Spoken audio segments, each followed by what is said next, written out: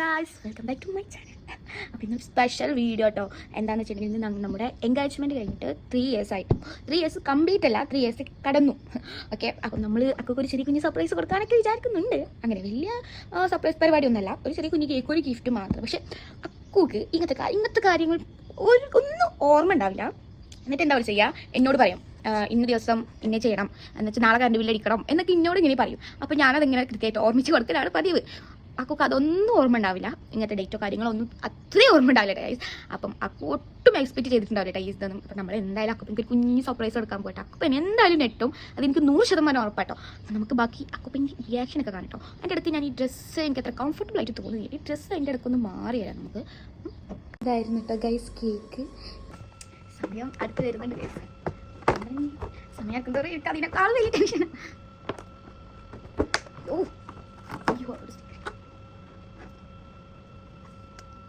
ഇങ്ങനെയാണ് ഗൈസ് ഞാൻ ഡെക്കറേഷൻ ചെയ്തിരിക്കുന്നത്.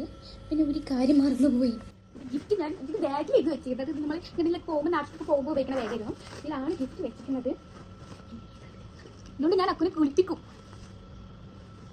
ഗിഫ്റ്റ് എന്താ ഞാൻ ഇപ്പോൾ കാണിച്ചില്ല, കാരണം ഫസ്റ്റ് ഇതില്ല അക്കുവിനെ കാണണം. അതിൻ്റെ അക്കു എല്ലാവർക്കും കാണിച്ചു തരുന്നത് കേട്ടോ. നല്ലതുപോലെ എക്സൈറ്റ്മെന്റ് ഉണ്ട്. സത്യം പറഞ്ഞാൽ എനിക്ക് അക്കുവിനേക്കാൾ എക്സൈറ്റ്മെന്റ് ആണെന്ന് തോന്നുന്നു ഗൈസ്.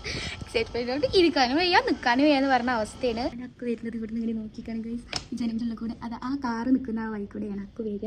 അപ്പോൾ എനിക്ക് ഇവിടെ നിന്നാൽ കാണാൻ പറ്റും. അപ്പോൾ ഏതാണ്ട് സമയത്ത് അടുത്തിട്ടുണ്ട്. അപ്പോൾ ഞാൻ വെയിറ്റ് ചെയ്തിരിക്കുന്നു ഗൈസ്. അക്കുവിന് അടുത്ത വീട്ടിലിരുന്നു കേക്ക് വെച്ചിരുന്നു കേട്ടോ. പക്ഷേ ഞാനൊരു ഈ ഉച്ച സമയത്ത് പോയി ഫ്രണ്ട് ഡോറ് മുട്ടിയപ്പോൾ അവർ തുറക്കുന്നില്ല. അവർ റൂമിൽ കിടന്ന് ഉറങ്ങാൻ തോന്നുന്നു. അങ്ങനെ ഞാൻ എന്ത് ചെയ്തു, ഇവിടെ കാണുന്നില്ല ആ ചുമര്, അത് ചാടി. അതിനാണ് ആ സ്റ്റൂളും ആ കസേരയൊക്കെ അവിടെ വെച്ചിരിക്കുന്നത്. അതിന്മേൽ കയറിയിട്ട് മതിൽ ചാടി.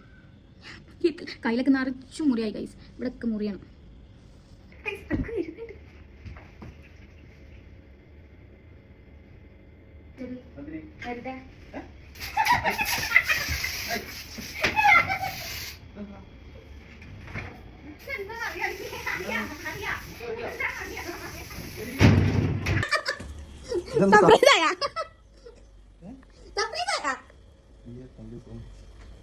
എന്താണറിയോ, എന്താണ്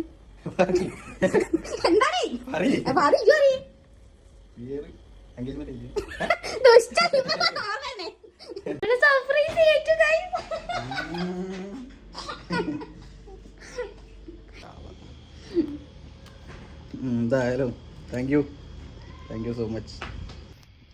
ഹാപ്പി ബർത്ത്ഡേ. എന്താ പറയാ,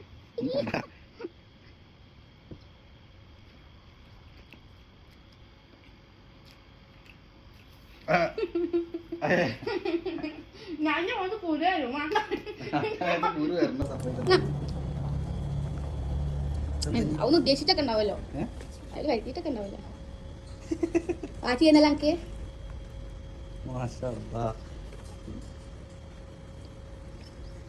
എന്തായാലും അടിപൊളി. ഇതൊക്കെ എങ്ങനെ ചൊപ്പിച്ച്.